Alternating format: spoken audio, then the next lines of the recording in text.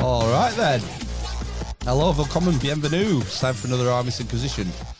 Episode 399 on Sunday, the 16th of November, 2025. I'm Phil. I'm Ben. And I'm Matt. And tonight we're very happy to be joined from just down the road by Ant Critchley. Alright, chat. All right, yeah, so just down the road indeed. I should have come to yours, really. And I don't drink anymore, but we could have I'd had a Coke with you, maybe. Next time. We could have had a tray of expensive potatoes. Expensive local potatoes. What kind of potatoes? Spud Brothers. Oh, Spud Brothers. Oh, God. The Spud Brothers. We don't know. We don't follow internet culture, Ben, on this podcast. Yeah, that went totally over my head. We create it. Spud Bros. What on earth is all that about, man?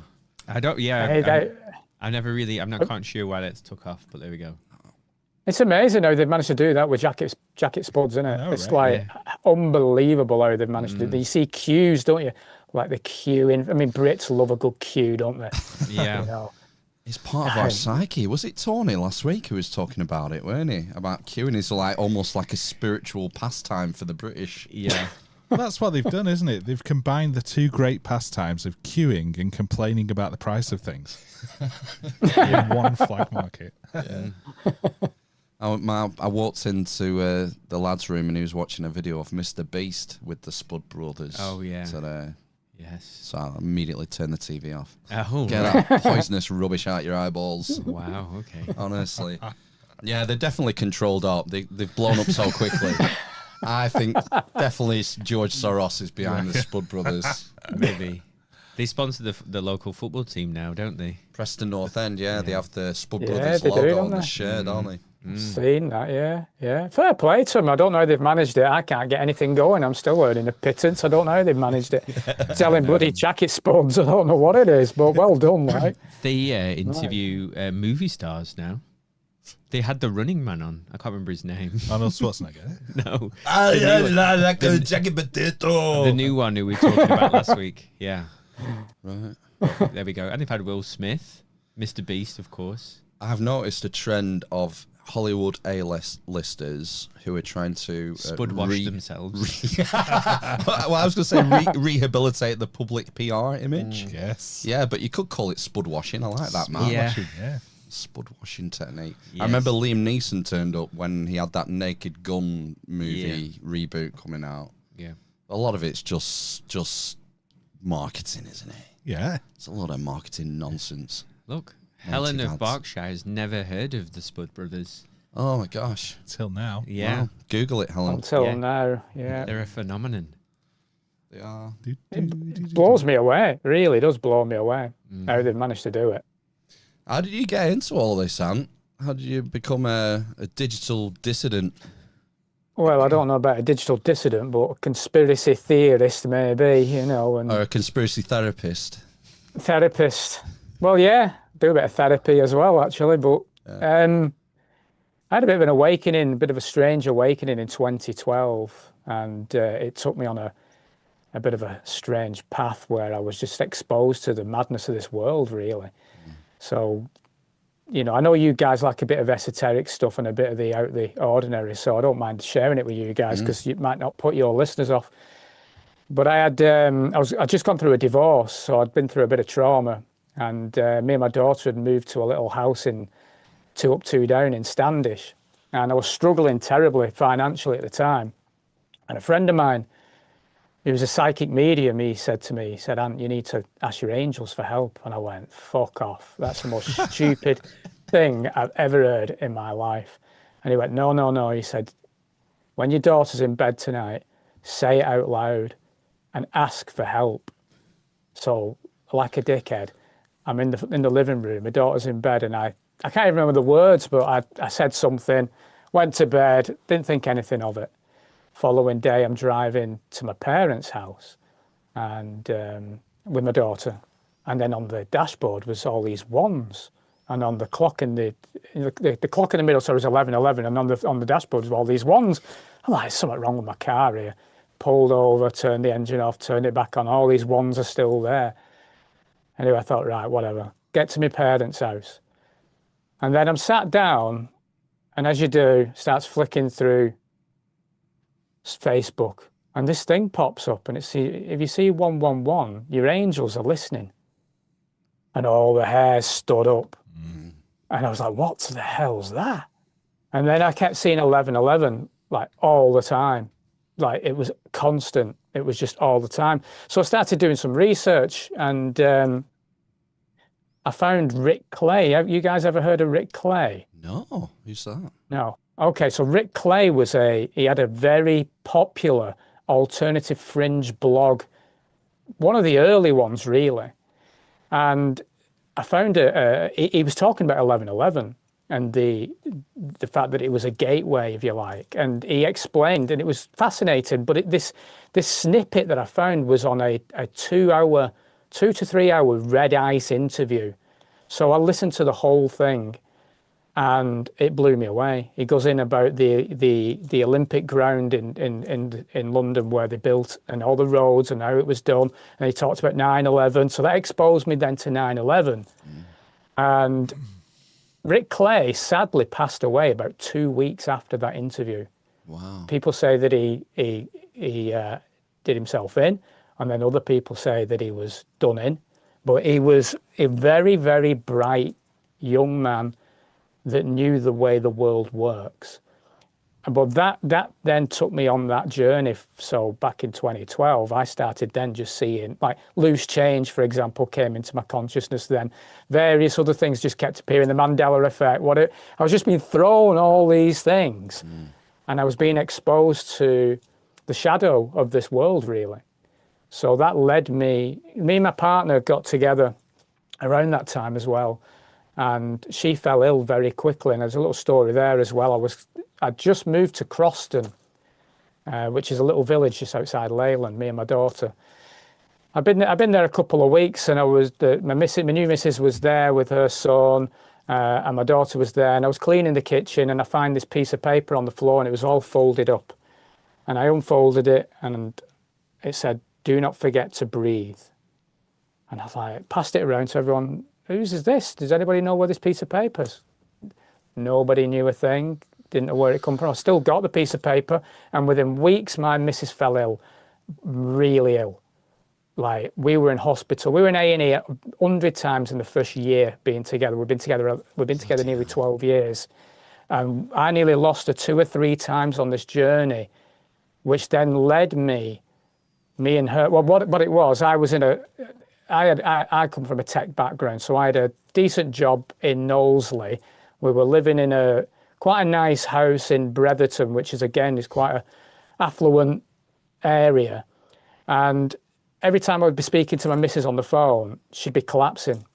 And I was 40, 50 minutes away. So I'm like, I need to do something. I've got to be there physically. How do I look after my family, keep a roof over my head, and make sure my missus is all right? So I had this brilliant idea. I'll get a pub because we've got a roof. What a great idea. Get a pub. What a fucking nutter, right? So I'm from Wigan. The majority of my life I've lived in Wigan. And there was this pub near Hay Hall called the Balcarres Arms. And on the outside, I used to drive past it going into Hay Hall when I used to take my daughter and take the dogs or whatever. And it looks beautiful, you know, it's got all this cobbled area at the front, and it looks really attractive, like a village, country village pub. I thought, this is perfect. And it came up. I thought, we'll have this. Went for the interview and blah, blah, blah. Smashed that. Thought, right, handed me notice in, moved the family. It was a drug den. You wouldn't have believed how bad it was. This was like... So I've never obviously ran a pub before. In fact, I hadn't even stepped in a pub for maybe about 3 years, to be honest with you. And they were doing cocaine off the pool table. They're so blasé about it. Give a shit. They just didn't give a shit. They come to the first night. One of the lads in the pub came to the bar, and I served him. And I went, "What's that on your nose?" And it all fell out. It just fell out of his nostril. And I'm like, what have we done here? And we spent probably about 4 months cleaning the place up, right? Shit. And we were changing it. And we got a new menu, making an eatery pub, like a dog-friendly family pub. Windows went through, death threats. And then Marston's, and I'll say it because I'll never step in a Marston's pub again. They went, you're going to have to let the drug dealers back in. Give over. Fucking hell, really? No. You'll have to let the drug dealers back in. And they said, we'll put protection on for you while we settle it all down. Max and Paddy. Yeah, Max and Paddy. Yeah. And I was like, nay, not a chance. I've got kids upstairs. We're getting death threats. We couldn't even walk in the village, couldn't step outside the pub. My missus is disabled. You know what I mean? I was like, this is outrageous. Anyway, so this is leading us into 2020. Right. Okay. And we were like, well, what did happen? Anyway, so there's a pub that was available in the Croston where we were originally from, called The Crown. And interestingly called The Crown as well. So what happened was, our lad, Corona. Corona, exactly. So we signed for that pub the day they shut the pubs. Wow. You couldn't write it. We moved the family the Saturday. So they shut the pubs on the Friday. We moved the family on the Saturday, and we went into lockdown on the Monday. Fuck me. But, right. So the whole journey of us, the awakening journey that we had from 2012 was perfect for us because we saw it when I was behind the bar at the Balcarres and Sky News were putting all this crap on with Wuhan and people are collapsing in the street, and I'm like, what a load of shit this is shit. And the people behind the other side of the bar like, you're kidding, man, people are dying, and all this kind of stuff. And like, anyway, we got to the Crown and I thought, what am I going to do here? Because we moved into this, we've just spent a load of money to get there. I'm going to have to play the game for a bit, really. So obviously we were in lockdown for a period of time, but I was already active on Facebook kind of thing and making a bit of noise and getting a lot of stick from, your friends and your family and stuff like that. But there was a fringe element coming to me with the same vibe. And during that lockdown, I would have people come into the pub behind closed doors, we'd close the curtains, open the back door, and we'd have 15, 20 people sat around the table kind of thing. The village obviously got wind of a few things, people turning up at the pub, so we'd have the police coming round and things like that. But I knew that I had to play safe because we didn't know how long this nonsense was going to last. We had no idea. And so I went down the route of buying, I think they were like these sort of canopy tents, where you had to have the 666 rule when we first opened. It was like the 6 feet, the rule of 6, all that crap. So I had these pods. I bought these pods where people could go with their families, and I thought, I'll play this game for a bit because don't know how long it's going to last. I know it's a load of shit, but let's just try and survive what's going on. Anyway, when they brought out the mask wearing to go from table to toilet, I was done. I was done then. My soul was screaming at me. It wouldn't allow me to do it. I was done. So it was like, this is what's happening now, guys. We are a pub, and we're opening as a pub, and we are just going to be a pub. And that's it. Now, in Croston, in the village of Croston, there's 5 pubs. It's a small village, but there's 5 pubs. We, after a period of time, obviously, we became the super spreaders of the village. Yeah. The villagers weren't coming to our pub. We had a handful that recognised, we had a couple of regulars that kept us going. But the place became very popular in the awakened community. So we had a Truth of Tuesday every Tuesday, and people would come from miles around. We became a hub, really, at that time. However, anyone in the pub business will know if you lose your regulars, you're knackered. So we knew. When I made that decision that I was going to operate as a pub, I sat with my missus, who again, like I say, is disabled. And I sat upstairs and I said, look, I'm really, really sorry. I said, but we're going to lose everything because I'm not doing this. I'm not treating people like cattle. I've not come here to do that. So that's what we did, and we lost everything. By the end of 21, we were done. You know, we lost absolutely everything. So that was hard, because I had a breakdown after that. It was a complete exhaustion. And we ended up in social housing after a while, which we're so grateful for. We're so grateful for. However, it's never stopped my fight, you know, because everything that we did at that time is because I see, in a way, for me, they come from my kids. You know, whatever was going on right there, as a dad, as a protector, you know, that for me was enough for me to say, look, I'm just not having this. Not on my watch are you coming ruining my kids' lives. You know, and this is the problem now we've got with digital ID. I was trying my best to be on holiday, you know, just enjoying doing my channel, talking about consciousness, and you know, that's all I wanted to do, you know.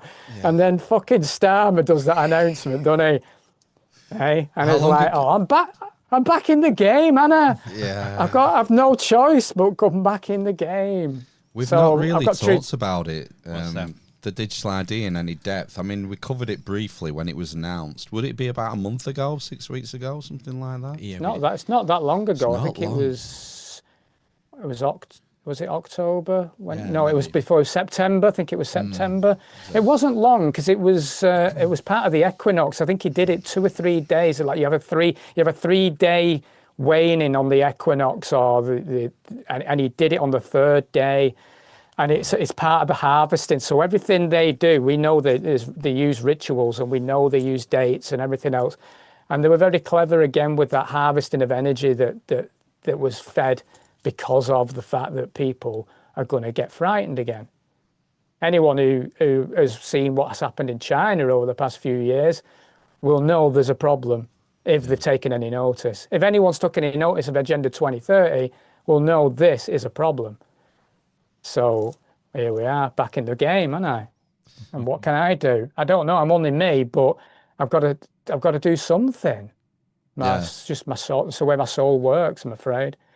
Well, I mean, we're the guys who are alive and active at the moment. We have the opportunity. Our kids can't do it for us, but it's going to be them who are affected the most. And the people who 100%. Grow up under this slave system in the next 30 years, if we allow it to happen. And the only way it's going to happen is if good people do nothing. It's like any other kind of evil they try and pull over us. So we've got a great opportunity. I've been saying that. This is the opportunity. You know, we can be fearful of this, but this is the opportunity for us. If we can unite and tip the balance back in our favour a little bit, we can make the change really, really positively. And I'm convinced, actually, that the human spirit is strong enough to do that. But I think we must reach people on the streets. You know, having conversations with strangers in the street, or your neighbour, or family members, or whatever. I know we tried in 2020, but I think this is a little bit different this time. You know, there's a little bit of a different feeling to this one. You know, I did the march in London recently, and there was a good feeling from either side of the streets, where in COVID time we were spat at. This time it was a little bit different. You know, people were on our side and joining the march. So that was interesting. I think one of the big advantages this time around is back in 2020, one of the most powerful emotions was used, and that was fear. And that galvanized the resistance, whereas they don't really have that now.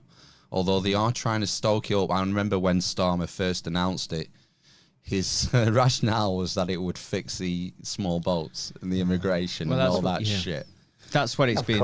And within 48 hours, he was talking about, well, think about how we access the NHS and your driving license and all this. And all of a sudden, everything's been added on to this sodding app, you know, this centralised thing. But I think, do you not agree? Like, I think one of the biggest problems we had getting through to anyone in 2020 was that people were just scared shitless.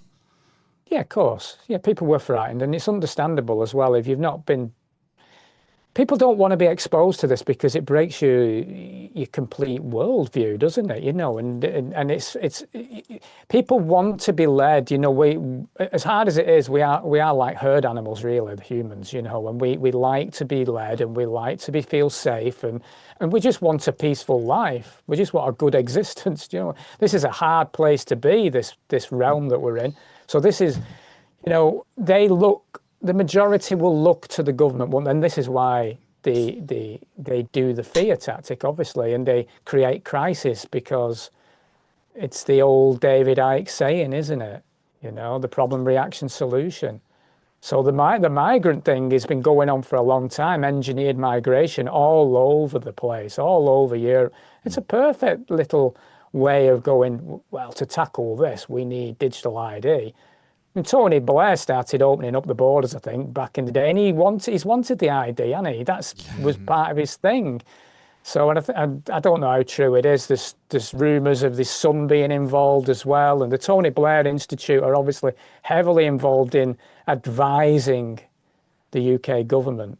Not that it matters whose the UK government is. It could be Tory, Labour, or Reform, or anyone. Doesn't really matter. But they're all going to be. You mentioned Tony Blair, because we did cover that. We harkened back to a news story. I think it was the weekend after Starmer was elected.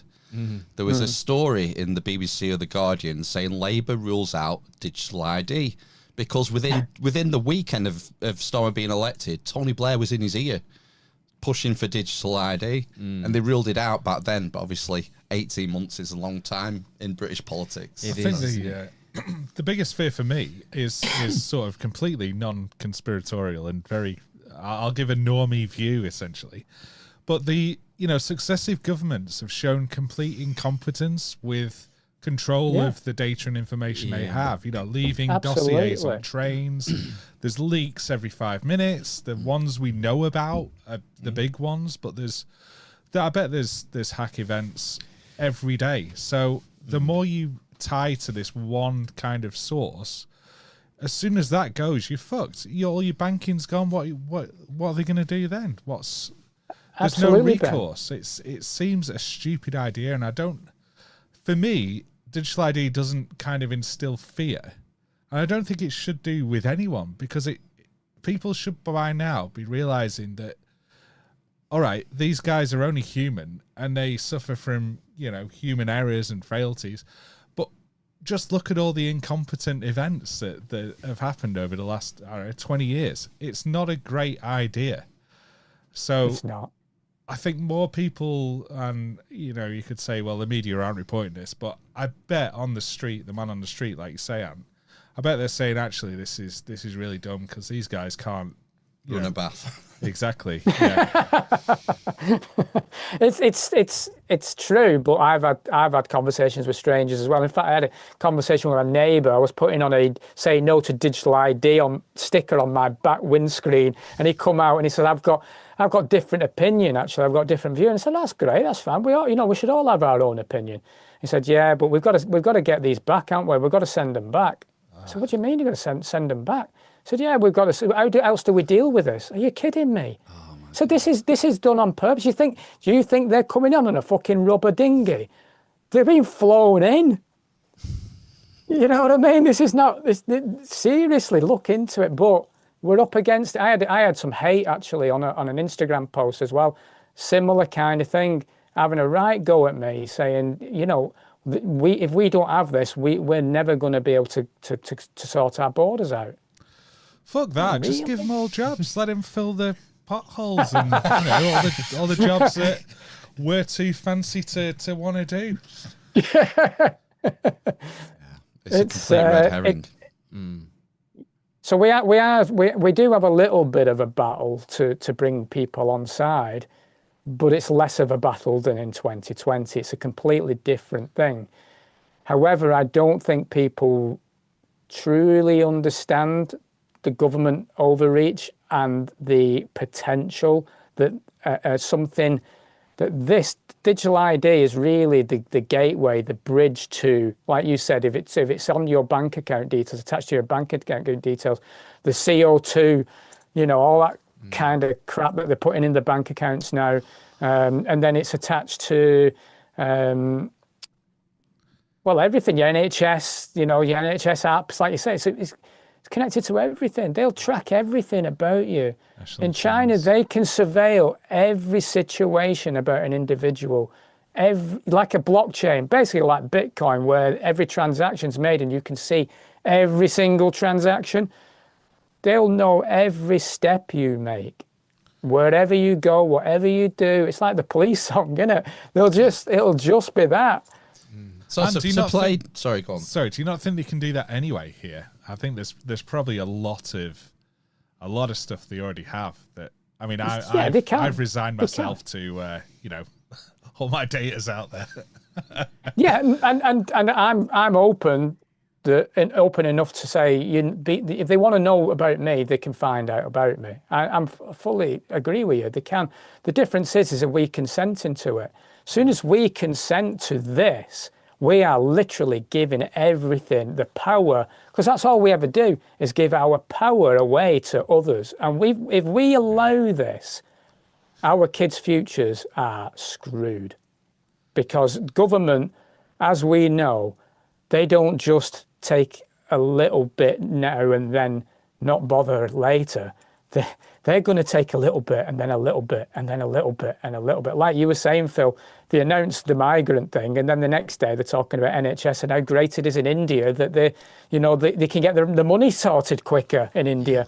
Wonderful, that's great. So you're going to attach it to the bank accounts, and then you'll have universal basic income. You'll have your central bank digital currencies, which are just going to be vouchers, controlling every single aspect of your life. Programmable money. Programmable money. So, use it within 28 days or it's gone. Exactly. Yeah. No savings. Hey, you'll own nothing and you'll be happy. Bliss. Bliss. One foreseeable ramification I can see, which would be almost a given, I think, will be social media. So you'll need to present or show your digital ID to sign up for social media, which obviously has implications for anonymity online, whistleblowing, taste profiling for marketing, 77th Brigade snooping around your posts and reporting you for being a dissident, all the rest of it. Well, you know what, Phil? What's interesting about the snooping side of things is in China, again, I know I'm going talking about China, but let's be honest, it's the model they want.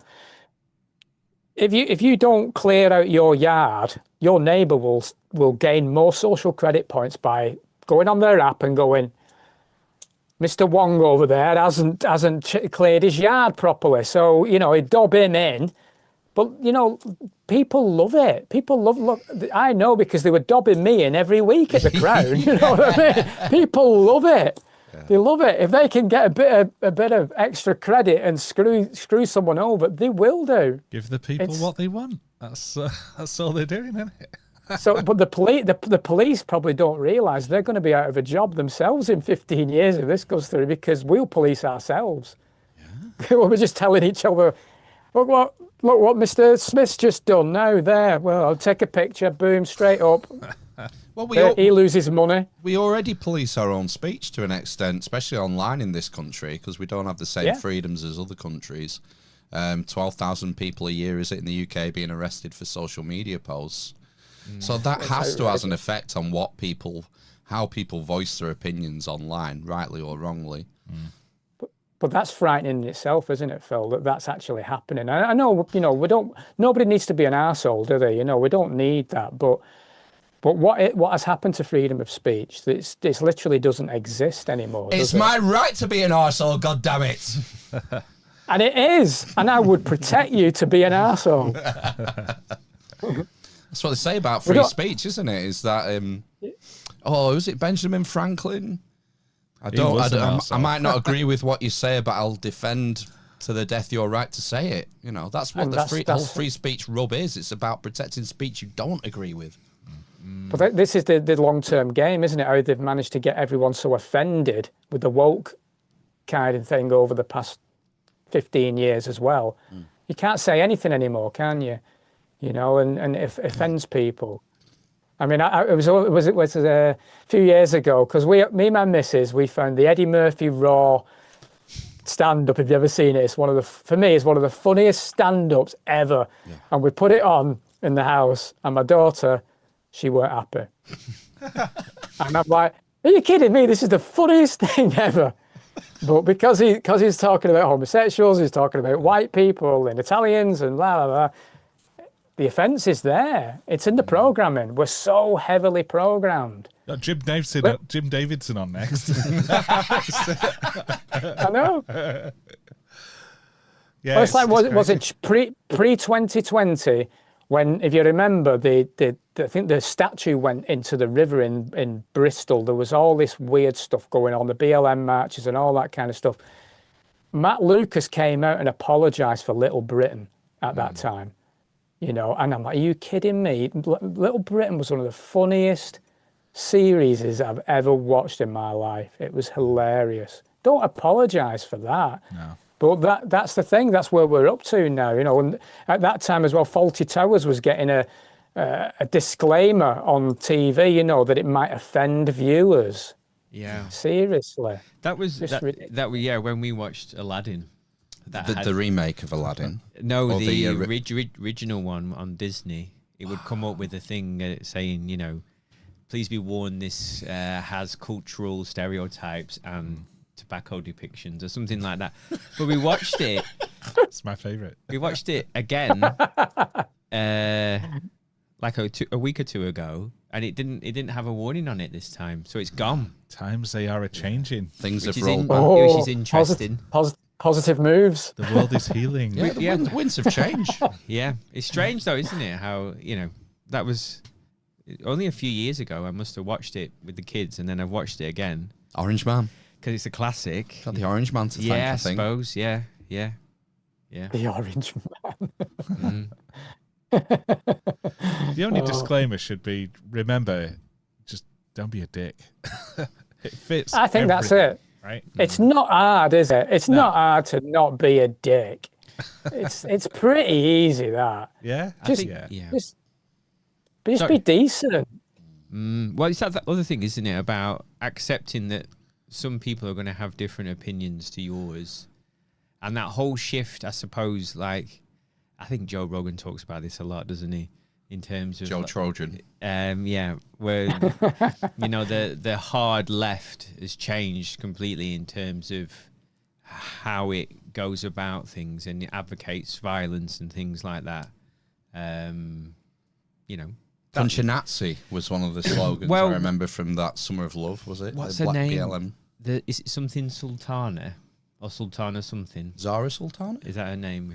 So she was saying about fighting fascists in the street or something. That was something I was listening to recently, which you could technically take as a call to violence, I suppose. That's very punk 70s kind of.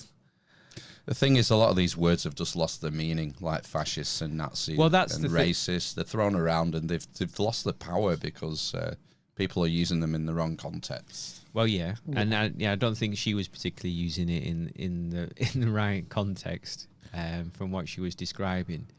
But I still think people buy into it. Yeah, I do.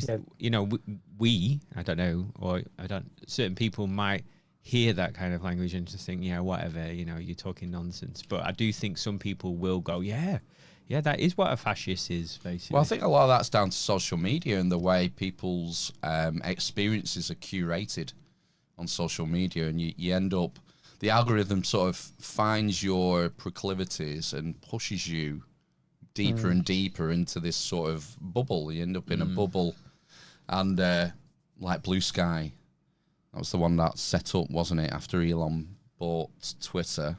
There was one set up called Blue Sky for people who didn't want to have to deal with fascists and Nazis anymore, because Twitter is the social platform of the Nazi party, according to these people. Okay. There was an article I was reading in The Guardian, I think just this weekend, describing Twitter as the far-right social platform Twitter. Really? Wow.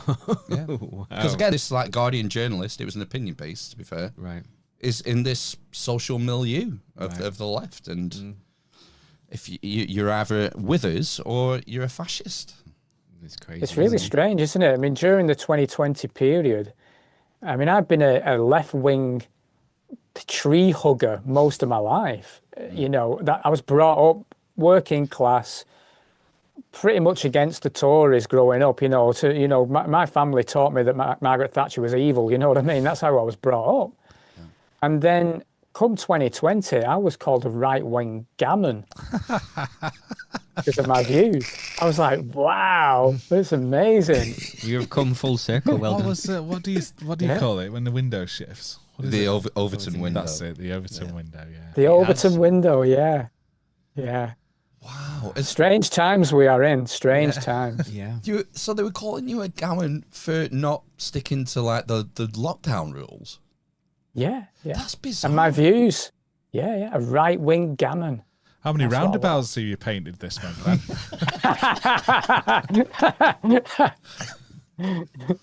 It was wild. It was wild, and the amount of it was weird time, really. You know, because like I said, we used to have a lot of people coming, and we used to have speakers on a Tuesday night as well that would come and talk about sovereignty and various other ways that we could maybe navigate our way through this crazy period, because it was going on longer than we thought. Mm-hmm. And the neighbours would be in the back, because we'd have. Have you ever been to Crossing? It's quite a tight knit community. Nice. Yeah. It's beautiful. Crossing's beautiful, but and we had the really big back area, and I had people living there. You know, that was we became a village of conspiracy theorists that never wore a mask. You know what I mean? So walk around with no shoes on and shit like that. Bloody gammons. Yeah, exactly. But they would come round and film. The neighbours would come round and film what was going on and send it to the council. Oh, and they're tapping into some very sort of base psychological instincts there about like in and out groups and things like that. You know, creating a national in group, which is, you know, what was the thing? Safe space. No, what did I say? Stay home, protect the NHS, save lives. Yeah, it was in threes. That was one thing, wasn't it? It was all in hands, face, space. Hands, face, space. That's the one. Look them in the eyes and tell them you didn't wear a mask. Oh my God. Yeah, but they're creating, you know, an in group, and then you naturally will. Anybody who's not as part of your group, you will naturally see the differences and then criticize them essentially, or criticize them to your friends, and you will feel good about it. It's like it's a human instinct, and you've got to watch yourself. It's interesting. When you find yourself doing that. You mentioned like the psychological thing and creating like a base, like just base people essentially. We're losing that subtlety and any sort of complexity of you know thought and constructiveness and critical thinking and all that is kind of going. It takes effort though, doesn't it? That does take effort. It's a lot easier to let the government make your decisions for you and polish your views, and you just follow the rules. Then it takes a lot more psychological energy to try and figure these things out for yourself, or think, well, no, I don't agree with this, or maybe this doesn't smell right, and then to act upon it is difficult. Yes. I found it difficult. I found it very difficult in 2020. So busy. I've got my job, and then there's all the other stuff I've got to deal with. I've got to catch up on Maths UK. Traitors. You've got to watch Traitors. Yeah. There's so much shit I've got to do. I don't have time. Distracted to death. Tell me what to think. Tell me where to be. Half of it is that though, isn't it? That life is so busy, and it's you might say that it's made to be deliberately busy. You know, with the destruction of the family and what you might call it, and you know everybody both in the nuclear family, the man and the woman working, and it just means there's no time. You know, I think I've said. Sorry, mate. It's all right. You can just mute me. I wasn't going to say anything bad. Did you just switched off my digital ID? I did, yeah. I just unpersoned. It's as easy as that, Matt. Yeah. That's as easy as that. It's as easy as pressing the button, mate. And I was voiceless. There's an actual cancel button there. Silence. I don't even know what I was talking about. No, well, I didn't like where we were going, so I just turned you off. Eliminated that thought from your brain. He's gone. He's genuinely gone. I don't know what I was saying. Can you remember what I was saying? No, I weren't listening. That's pretty standard. Oh, the nuclear family, yeah. Oh, nuclear family. Yeah, so, you know, you both work. If you're in a family where both of you work, and I quite often think that it'd be so much easier if one of us wasn't working, just to do all of the, and that would be me. I'd be the one who I'd prefer not to work. Yeah. And look after the kids or whatever, but just can't do it. That's the way Because it was. I want my shiny car and I want That's Netflix. the way it was. And then the powers that be thought, hang on, half the population isn't being taxed here. Yeah, exactly. All that untapped revenue. And it ensures Still not growth, doesn't it, for 30 years? Yeah, increased growth. But all it did was inflate the price of everything. Yeah. Your housing and everything else, because all of a sudden Demand. you've got two incomes coming in, so you can afford to pay twice as much for a house. So guess what? The price goes up. It doubles. Fucking hell. They're very good at enslaving us, aren't they? They're very, very good at it. Well, debt's a big issue, isn't it? We're very quick to fall into debt. Absolutely. And Absolutely. we have to live. We need somewhere to live. And We do. Yeah. what can we do? And it's a battle. It's a battle for sure. But the battle will get harder if we fall in line with this one. It's gonna get tougher. Have you noticed other countries, like you've mentioned China, obviously, but other countries like European countries talking about digital ID as well recently? I think obviously it's lockstep kind of material, isn't it? They're rolling it out everywhere. It's part of the whole fourth industrial revolution transhumanism agenda. Really, that's where it's all heading. That's not for everyone to talk about, is it? I mean, the people on the street don't want to hear that level of material, but if you start really deep diving into it, you can see how dark this goes, you know. And the spiritual side of things, it's a war. It's a spiritual war. As long as I get my third cyborg arm, I'm happy. Sign me up. Exactly, yeah. But how many people will sign up for, like you say, because they don't want to think, because life's busy? Yeah. You know, You'll let's get a have lot of this takers. instead. It does. I mean, it sounds convenient, doesn't it? I suppose that's the thing about having it all together. Maybe One of the things Storm was saying is that it'll streamline your interactions with the state. I was like, I don't want any interactions with the state. I'm quite happy the way I am now, having zero. It's like, Exactly. how are people going through their lives interacting with the state on a daily basis? I don't think most people are. How streamlined can it get, and what kind of benefit will it give to the man Especially on if you the include street? council tax and road tax. Every time you get in your car, you're interacting with the state. Technically, it's a bit of a stretch. Road tax. Yeah, it just comes out automatically every year. I don't touch it. I just get a letter and I don't read it.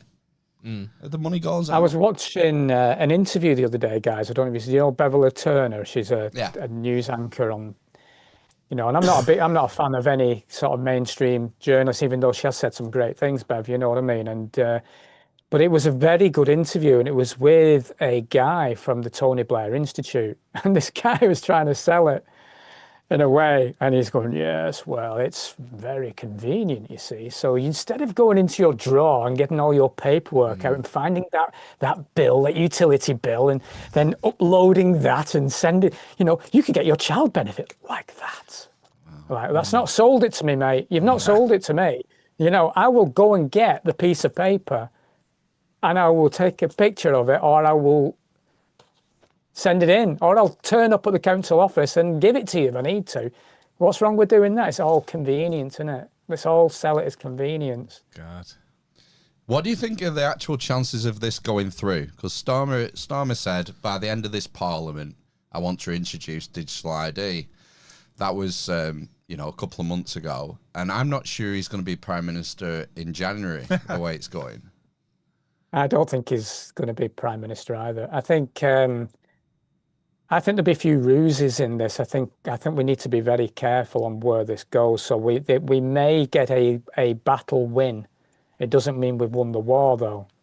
You know, a reform government, for example, that would come in, that are saying all the right things, They're not necessarily going to be on our side either. And so we're going to have to keep our eye on all this because it is a creep. And they are doing everything by stealth. Everything's going on. The infrastructures, even in our town, in Preston, in Chorley, in the cities in Manchester and Liverpool, since 2020, these towers started appearing, cycle lanes started appearing, facial recognition cameras have started popping up everywhere.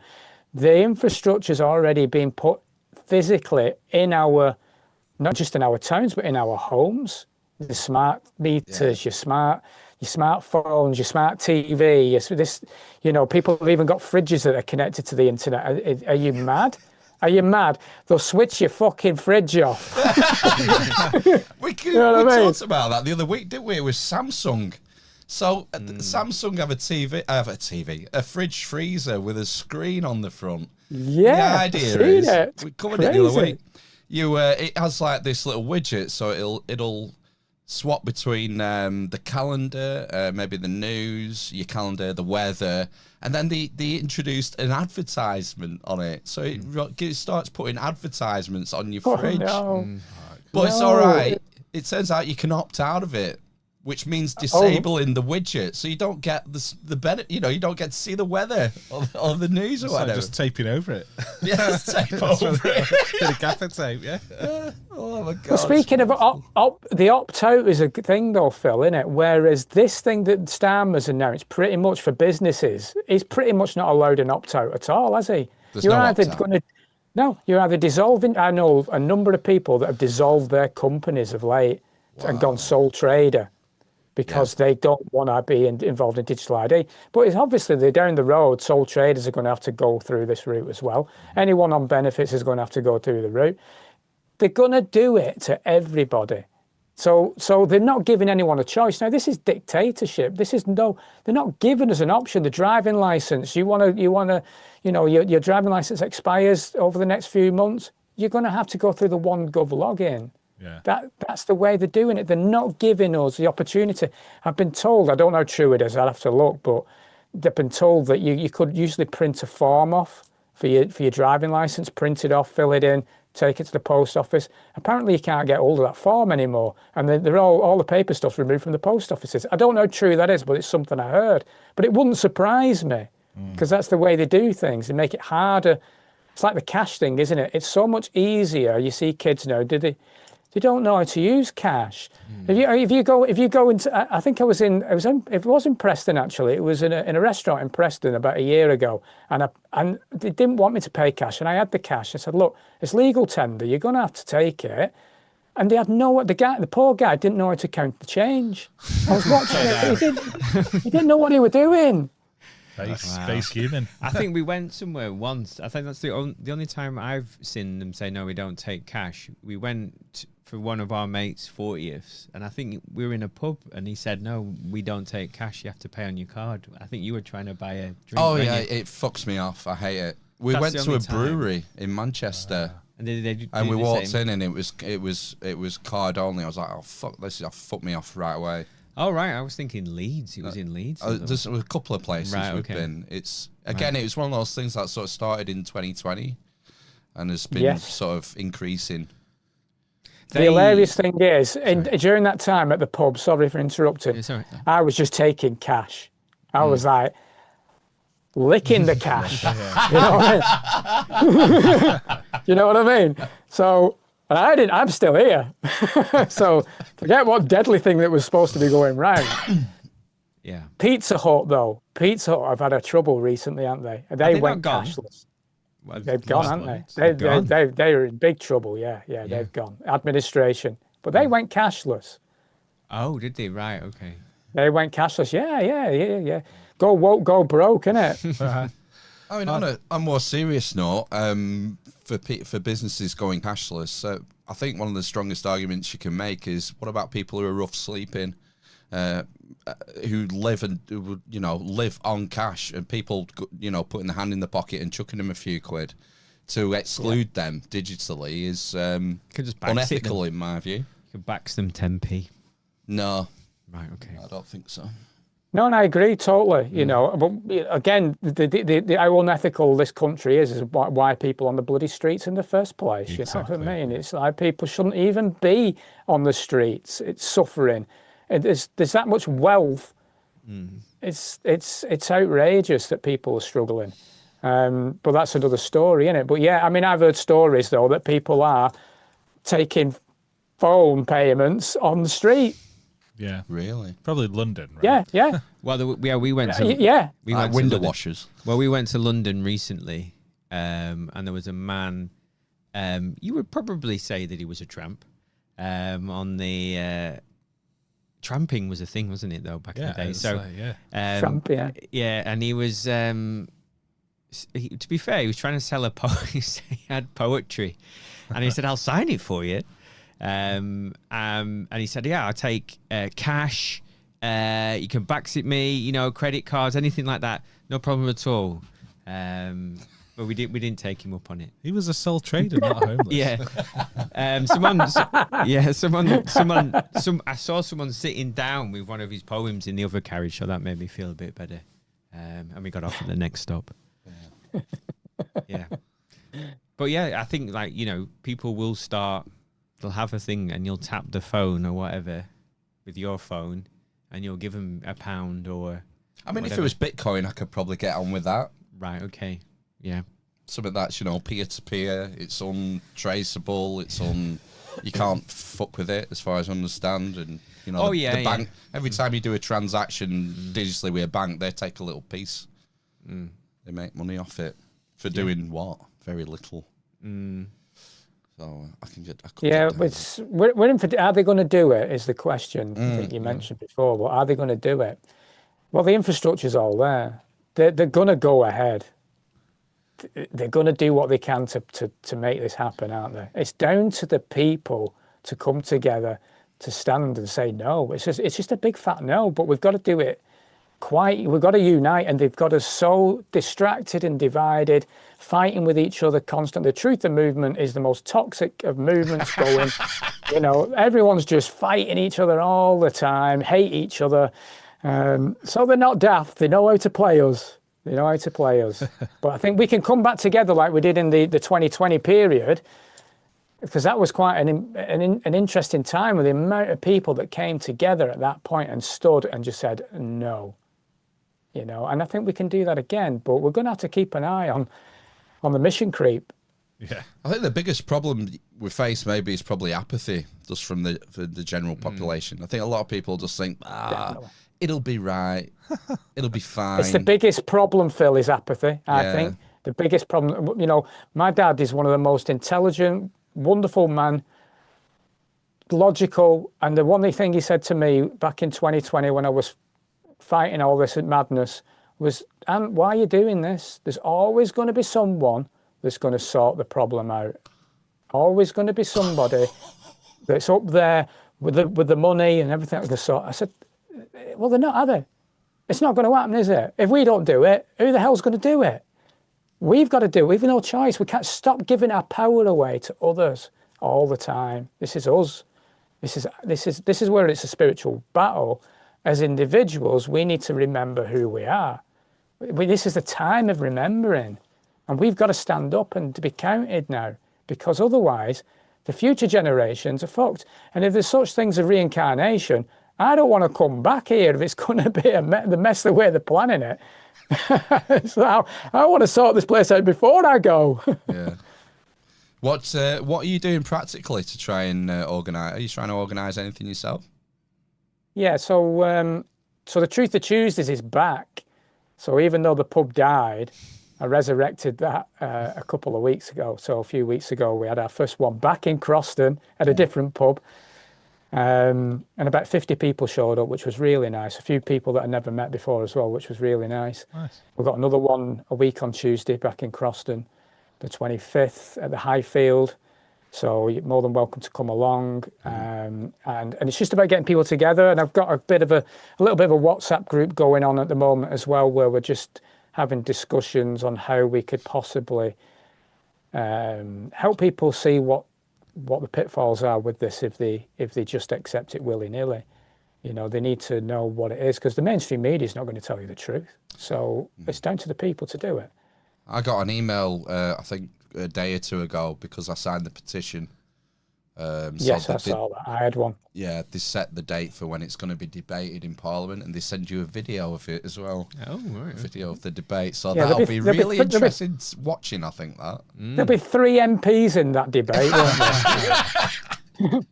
Because that's what they do, isn't it? It's like when they're talking about their own money, it's a packed house.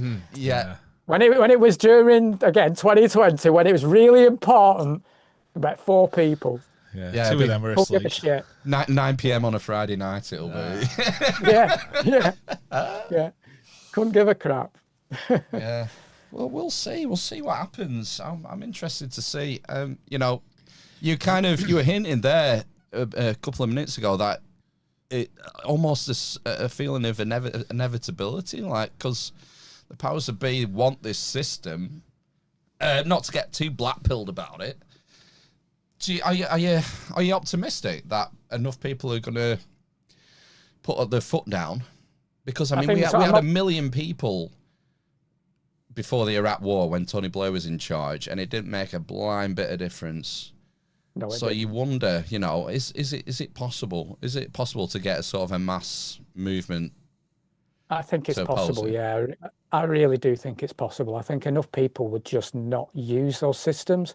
And it's a way that you could actually start trading with others. It's a really difficult thing because everyone relies on the government and the system that we're already born into.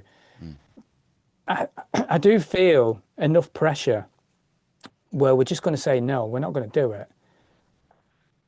They can't put it through. They can't put it through. They've got to give. If they're going to have it, they're going to have to give another way, an alternative way of doing these things, rather than being everything on a centralised system. I don't want all my biometric data that's hackable on one system. That's ludicrous. It's so dangerous with your banking situation, with everything, your health and everything. I mean, what was it the other week? The Amazon services server went down, didn't it? The AWS server went down. So the government website went down. I mean, that was just genius. Yeah. It's genius, isn't it? You know, it's like that says enough for me. If everything's on one app and the server goes down, Single point of failure. That's it. Yeah. Well, I would very, very much like to sell you my new product, which is digital ID insurance to protect against hacking. It's only £60 a month, but you'll have peace of mind for the rest of your life. I tell you what, I have so much faith in that, Ben. Thank you. Yeah. Tell your friends. Get on Twitter or Blue Sky or whatever. Blue Sky it is. Being a right-wing gammon that I am these days, yeah, I'll probably sign up to that. I guess what it might come down to is, assuming that they do bring it in and it's before the end of this Parliament, will be non-compliance, mass non-compliance. You know, Gotta be people that. just not using it. Well, why don't we get that with council tax or like when the energy bills went through the roof because of Russia or whatever? There was talk of it and it never happened. No. The one example is apparently that I've heard of is rationing. So they tried to continue rationing. It went into the 50s, 1950s. And basically 1954, I think. And they tried to continue it on and on and on. And what happened is people just stopped. Instead of like having, mass protests and brawls and setting fire to everything, people just stopped doing it. It's basically. like what happened with the COVID stuff. Yeah. People just had enough. It got to the point where it was dragging on for years and people's tolerance sort of waned. It's almost like they got bored of it. Well, yeah, and you also learn, don't you, that actually you don't really need to do any of this and things will be fine the longer it goes on with that kind of thing. So I don't know. And that is, I suppose that is culturally, that's how British people protest, is by just giving up. Classic. Yeah. I went on a night out. I was out in Longridge last night with a load of other mums and dads tied to the football team. And for some reason, I don't know, the conversation was on social media and I made the statement that I thought the world was better before social media and smartphones. And almost everyone agreed with me, apart from one. Oh. Out of maybe 10 people. Right, okay. So I think people are becoming more aware of the pitfalls of that, the digital life that we're leading. And people are maybe more open to being persuaded that maybe this isn't a good move for us. What do you think about the youngsters, though? I think our fight, we're sort of, our generation right now, we are the gatekeeper to that situation. We can hold the line here. But it's the youngsters that are born with the phone in their hand that's going to be the nut that they'll crack. If they can't crack us, they'll go again later on, won't they? Yeah, they will. Yeah. Go after the digital natives. Yeah. Well, we have the advantage of remembering what life was like before. Yeah. Exactly. Whereas, the kids born today don't remember life before the pandemic. They don't remember life before social media and smartphones.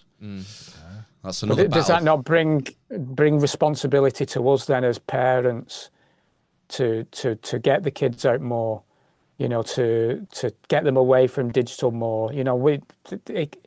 As we see the problems, and we're all addicted to it. I'm as addicted to it as anybody else, but it's about, we have a responsibility. It's like being an awakened person, if you like, someone on that awareness. It brings responsibility, and people don't want that. So that's why people in 2020 would prefer the government to look after them. Because if you see that actually it's quite the opposite, that the government are not looking after you, it's quite the opposite, then that brings a whole new worldview, doesn't it? And you've got to look after yourself then. You've got to have responsibility. And that becomes tricky.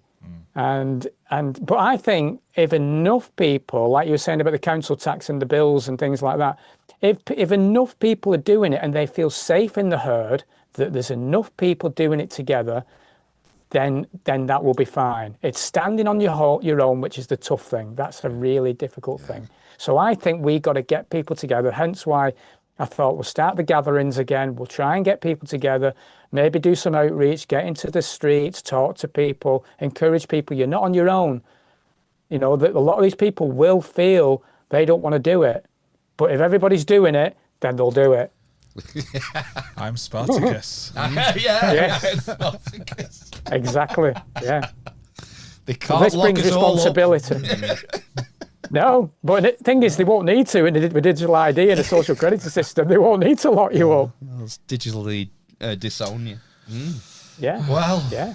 Well, Ant, we've blown through an hour already. This has been lots of fun. Yeah. Really It's been great, yeah. It's been great. But let's be positive, though. Let's end it positive. I think we will be fine, I think we just need to come together. Talk to your neighbours, talk to strangers. Come to gather, get with people that are like-minded, and you'll feel so much better in this crazy battle we find ourselves in. Yeah, we'll get to those sunlit uplands. Yeah. Maybe put some tactical posts on social media, if you're on Facebook or whatever. Put some posts up and see if you get any likes from people. And that guy I used to work with 10 years ago, he's liked my post about digital. And then you can sort of foster that relationship and reconnect with people who maybe you knew years ago, and it turns out they're based as fuck as well. It's like having a friend all over again. Well, it's nice. It's nice to just connect with people and be social outside the screen anyway. Yeah. Generally for mental health or whatever you want to tag on it. Definitely, Ben. Definitely. Yeah, definitely. Well, it's been great, guys. Thank you for inviting me. I really appreciate it. No problem. We should do it again, definitely. Yeah. Oh, I'd love good. to. Love to. I wanted to ask you about Stellify, but we've sort of run out of time Next now. time. Next time. That's your website. That's is it quite a new project you set up? Stellify. It's been going about 18 months on the YouTube. Oh, wow. And I dive into a lot of consciousness and the reality, because my journeys took me on a lot of interesting spiritual paths. So I wanted to know why the politicians and the the Bilderbergs and why they behave the way they behave. So I've been diving into that, but that's for another day then. Cool. Well, the links are in the show notes if you want to follow up with Ant's material. I highly recommend it. Definitely. Yeah, it's been great. Nice to meet you, Ant. Yeah, nice to meet you too. Hopefully And meet you up again guys, soon. thank you so much. All right. Enjoy the rest of your Sunday. Yeah. You too. You Cheers, too. Ant. Take care. Bye. See you later. Bye. Okay, folks. We'll be back in, 10, 15 minutes? Do some news? Yeah. Bit of news? Nothing too crazy. Oh, It's been a long day for me. yeah, it has, hasn't it? Oh, and a long weekend. night. Storm damage, repairs again. Oh, no, Yeah. it's time for the fences, isn't it? Yeah. More emergency French repairs. Climate Frenching. change. Climate change, yeah, I'm blaming climate. I'm blaming the cow farts. Yeah. Yeah. That'll be it. Global climate warming change. Right. Stay tuned, folks. We're back in 10, 15 minutes. Bye. Bye.